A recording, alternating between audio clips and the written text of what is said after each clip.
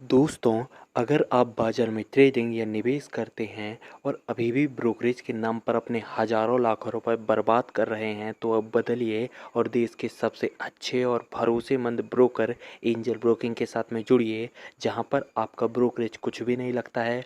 Brokerage लगता है तो सिर्फ इंट्राडे ट्रेड में, वह भी सिर्फ 20 रुपये। तो लिंक डिस्क्रिप्शन में है, वहां पर जाकर आप अपना अकाउंट ओपन करा सकते हैं एंजल ब्रोकिंग से।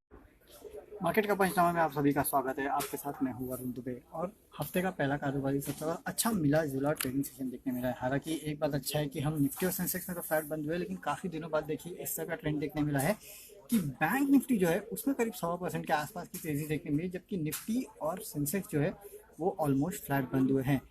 अब ऐसा क्यों? देखिए, पिछले हफ्ते आपने देखा था कि बैंक्स की अच्छी खासी पिटाई हुई थी, तो जाहिर सी बात है लोगों ने सोचा कि अब यहाँ पे थोड़ी अपनी लॉन्ग की पोजीशन है जो वो बना लेना चाहिए। तो फिर आज प्रेशर कहाँ से आया? देखिए, प्रेशर वहाँ से आया है जिसने पिछले कुछ दिनों में सपोर्ट किया था, यानी कि आईटी और फार्मा, ये दो सेक्टर से जिससे आज पूरी तरह से मार्केट में प्रेशर जो है वो आते हुए दिखाई दिया। और इसके लिए हमने देखा कि आज मार्केट जो है ऑलमोस्ट फ्लैट बंद हुआ है। ऑलमोस्ट इनफैक्ट आज जब सुबह हम शुरू हुए थे तो 9100 के ऊपर शुरू हुए थे। आज का हाई देखिए 9160 के आसपास का हाई है और क्लोजिंग 9040 के आसपास, यानी कि ऊपरी 100 से करीब 100-120 पॉइंट के आसपास की गिरावट जो है वो आज भारतीय बाजार में देखी। हालांकि निचले स्तर से अगर आप देखें तो 40 पॉइंट के आसपास की रिकवरी भी थी। तो हाफ हाफ तो नहीं, quarter glass empty and to some extent full, वैसी सिचुएशन है आज के ट्रेडिंग सेशन की। आप एडवांस डिक्लाइन देख लीजिए, 1:1.1 है, यानी कि हर 1.1 बढ़ने वाले शेयर के सामने एक गिरने वाला शेयर है। तो स्थिति इतनी खराब नहीं है, लेकिन हाँ, जो ग्लोबल संकेत थे, अगर आप डाउ जोन्स को देखें तो अभी भी वो 500 पॉइंट के आसपास की तेज़ी दिखा रहा है। तो अगर 500 पॉइंट के आसपास की तेज़ी डाउ जोन्स में है तो हमें कम से कम 200 पॉइंट तो चलना चाहिए था, लेकिन ऐसा हुआ नहीं है। तो कहीं ना कहीं ये साफ दर्शाता है कि अभी भी प्रेशर है। हालांकि एक बात अच्छी है कि प्रेशर जो है वो बैंकिंग स्टॉक से नहीं है, और अगर एक दो दिन बैंकिंग स्टॉक से प्रेशर नहीं आया ना, तो मेरे ख्याल से आपको मार्केट में एक छोटा मोटा रिबाउंड जो है वो देखने मिलेगा, जो कि मार्केट को 9300 तक लेके जा सकता है। तो पूरी नज़र जो है, देखिए, आज आईटी फार्मा ने नहीं दबाव बनाया, ये बात सही है, लेकिन अभी भी पूरी नज़र जो है वो कहीं ना कहीं बैंकिंग स्टॉक में, क्योंकि पिछले कुछ दिनों में सबसे ज़्यादा परेशान करने का काम जो किया है वो बैंकिंग स्टॉक ने किया है। और आज देखिए यहाँ से थोड़ा सहारा मिलता हुआ नजर आया। तो जिस दिन बाकी सेक्टर्स थोड़ा सा सहारा दे देंगे और बैंक निफ्टी ऐसे ही चलाना, उस दिन आपको 9300 के आसपास मार्केट जाता हुआ दिखाई दे सकता है। अब आज की रेंज जो थी, कहीं ना कहीं वो हमारे स्टॉप लॉसेस के आसपास ही, या फिर रेजिस्टेंस लेवल के आसपास, या हम हमेशा की तरह 9140-50 के आसपास का रेजिस्टेंस है। आज 9160 के आसपास गया।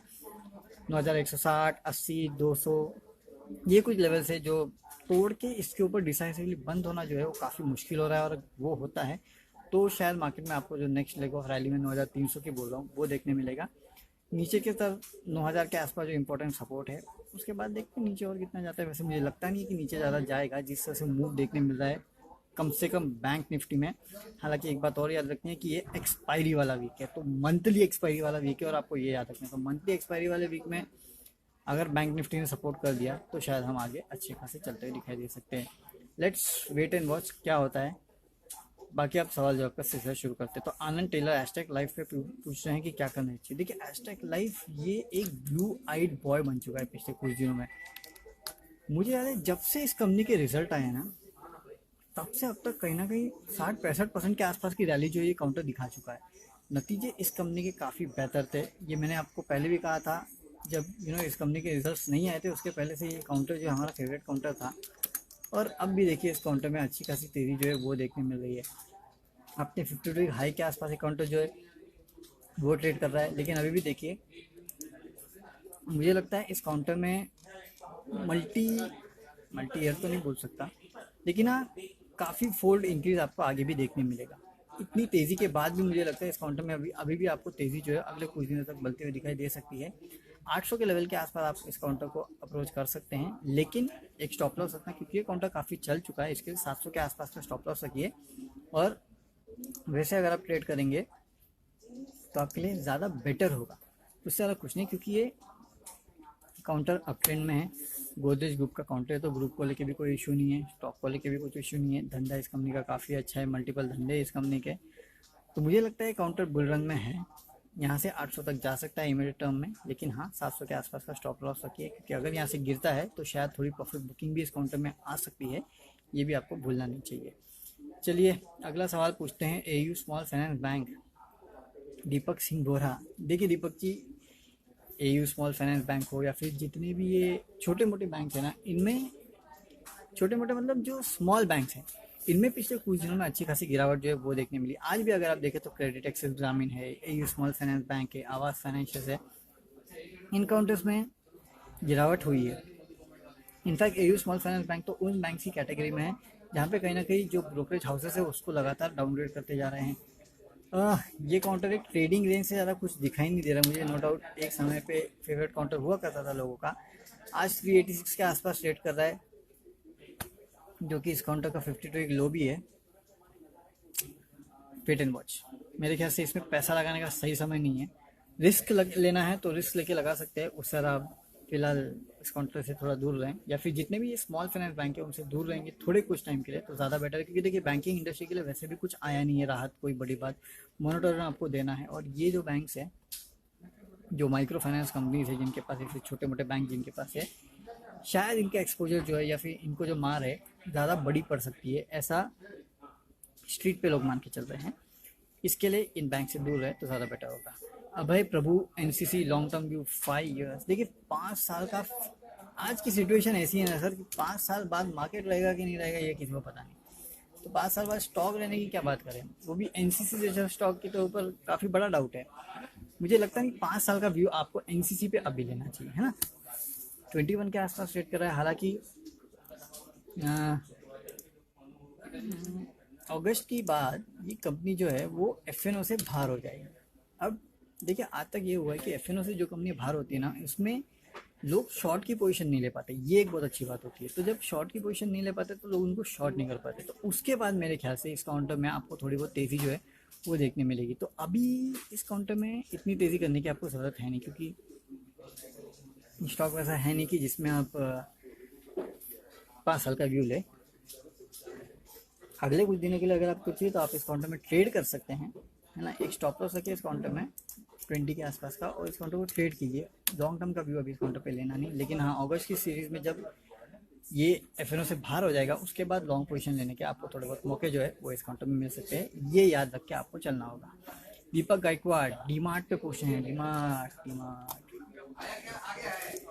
देखिए अब रिजल्ट्स इतने भी खराब नहीं थे, है ना, कि ये स्टॉक 5% गिर जाए। हालांकि T2T में है तो वो जो सिनेरियो है वो एक अलग है। हालांकि एक बात आपको याद रखनी है कि कल ये काउंटर जो है वो T2T से बाहर आ जाएगा, और मुझे काउंटर बहुत पसंद है। प्रॉब्लम सिर्फ यही है कि अपने 50 वीक हाई के आसपास ट्रेड कर रहा है। इस काउंटर को आप शायद लॉन्ग टर्म के लिए ले सकते हैं, 2 साल के आसपास के लिए। लॉन्ग टर्म के हिसाब से लीजिए, शॉर्ट टर्म के हिसाब से अभी रुक जाइए। T2T से बाहर आने के बाद ये किस तरह का बिहेवियर दिखाता है वो देखिए, उसके बाद शायद आपको ज़्यादा बेटर पता चलेगा कि इस काउंटर में क्या करना चाहिए। लेकिन हाँ लॉन्ग टर्म के लिए इस काउंटर को अपने पोर्टफोलियो में रखने का बिल्कुल आपको चेष्टा करनी चाहिए, और मेरे ख्याल से डेफिनेटली इस काउंटर को अपने पोर्टफोलियो में रखिए। Raghavendra Singh, UBL and McDowell, United Spirits और यूनाइटेड ब्रेवरीज पे पूछे मेरे ख्याल से। देखिए काउंटर तो दोनों अच्छे हैं, है ना। हालांकि आज यूनाइटेड ब्रेवरीज चला है, लेकिन यूनाइटेड स्पिरिट्स में कुछ प्रॉब्लम था, आज ये काउंटर में दबाव देखने मिला। हालांकि यूनाइटेड स्पिरिट्स का याद रखें कि कल इस काउंटर के नंबर आने वाले हैं। नंबर शायद थोड़े वीक हो सकते हैं। इस कंपनी का जो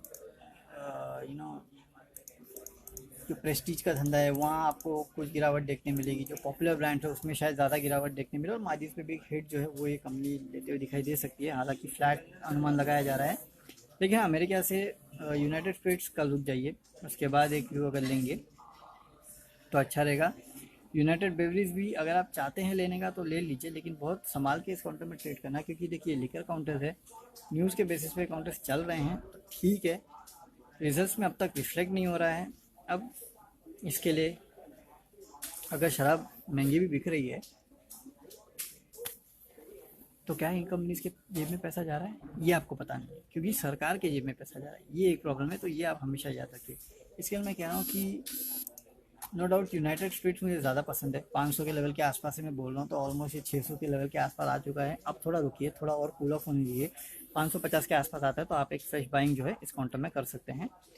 यूनाइटेड ब्रेवरीज को आप ट्रेड कीजिएगा। नयन ज्योति शर्मा आईटीसी और वाटर बेस पे पूछेंगे कि क्या करना चाहिए। देखिए आईटीसी ऐसा काउंटर जो है मुझे बहुत अच्छा लगता है, लेकिन हाँ वही जो ट्रेडिंग रेंज में हमेशा इस काउंटर पे देते आया था, देखिए वही हुआ है। 192 के आसपास जो ये काउंटर आज ट्रेड कर रहा है। मेरे ख्याल से अब ये काउंटर 200 के ऊपर जाता है तो ही आपको इस काउंटर में फ्रेश पोजीशन लेनी है। अगर 200 के ऊपर ये काउंटर नहीं जाता है तो शायद आपको इस काउंटर पे फ्रेश पोजीशन वापस नहीं लेनी है। कूल ऑफ होने का इस काउंटर के लिए इंतजार कीजिए। हालांकि ये लेवल अच्छा है इस काउंटर का। अगर आप लॉन्ग टर्म निवेशक है तो लॉन्ग टर्म के लिए अगर निवेश करना चाहते हैं तो इस काउंटर में आप बने रह सकते हैं, लेकिन अगर ट्रेडिंग करना चाहते हैं तो 200 का लेवल निकल जाने दीजिए। एक बार 200 का लेवल निकल जाएगा उसके बाद मेरे ख्याल से आपको फिर से इस काउंटर में फ्रेश बाइंग देखने मिल सकती है। नीचे के लेवल जो है वो अगर 180 के आसपास एक काउंटर फिर आता है तो वो एक इम्पॉर्टेंट रेजिस्टेंस है, सपोर्ट है, जिसके बाद आप शायद इस काउंटर को मेक या ब्रेक लेवल पे देखेंगे। तो 200 और 180 ये दो लेवल पे नज़र रखिए और उसके बाद जहाँ जाते हैं देखिए इस काउंटर को। अच्छा, HDFC बैंक पे चंदन पाटिल पूछे कि HDFC बैंक और गिरेगा क्या। देखिए बैंकिंग काउंटर्स और कितने गिरेंगे ना, ये कहना काफ़ी मुश्किल है। ये काउंटर अभी 860 के आसपास ट्रेड कर रहा है। 739 के आसपास का इस कंपनी का 52 लो है। HDFC बैंक 52 लो पे ट्रेड कर रही है। सोचिए, ऐसा नहीं है कि इंडियन इकोनॉमी में रिवाइवल नहीं आएगा, आएगा लेकिन उसको समय लगेगा। मेरे ख्याल से कुछ ऐसे बैंक है, HDFC बैंक, ICICI बैंक और PSU बैंक, SBI, ये कुछ ऐसे काउंटर्स है जो लुक्रेटिव लेवल पे है। आप चाहिए तो इन काउंटर्स में बॉटम फिशिंग कर सकते हैं, लेकिन हाँ स्टॉप लॉस लगा के करना, क्योंकि आजकल वॉलेटिलिटी इतनी ज़्यादा है कि स्टॉप लॉस लगाना काफ़ी ज़रूरी हो गया है। मेरे ख्याल से हो सकता है HDFC बैंक गिरेगा, मैं ना नहीं बोल रहा हूँ, लेकिन जब गिरावट आएगी तो इन काउंटर्स में आपके लिए खरीदारी के काफ़ी अच्छे मौके होंगे। चलिए अब इसी नोट पे विदा लेते हैं, हमारा टाइम भी ऊपर हो गया है। कल इसी प्लेटफॉर्म पे आपके साथ जुड़ेंगे, जो आपके बच्चे कुछ सवाल है उनका जवाब देने के लिए, और हमारे साथ सुबह जुड़िएगा तो बताएंगे आपको कि ग्लोबल मार्केट से संकेत कैसे है और इंडियन मार्केट को कैसे ट्रेड करना है। तब तक के लिए सी यू, गुड बाय। दोस्तों, अगर आप बाज़ार में ट्रेडिंग या निवेश करते हैं और अभी भी ब्रोकरेज के नाम पर अपने हज़ारों लाखों रुपए बर्बाद कर रहे हैं, तो अब बदलिए और देश के सबसे अच्छे और भरोसेमंद ब्रोकर एंजल ब्रोकिंग के साथ में जुड़िए, जहां पर आपका ब्रोकरेज कुछ भी नहीं लगता है। ब्रोकरेज लगता है तो सिर्फ इंट्राडे ट्रेड में, वह भी सिर्फ 20 रुपये। तो लिंक डिस्क्रिप्शन में है, वहां पर जाकर आप अपना अकाउंट ओपन करा सकते हैं एंजल ब्रोकिंग से।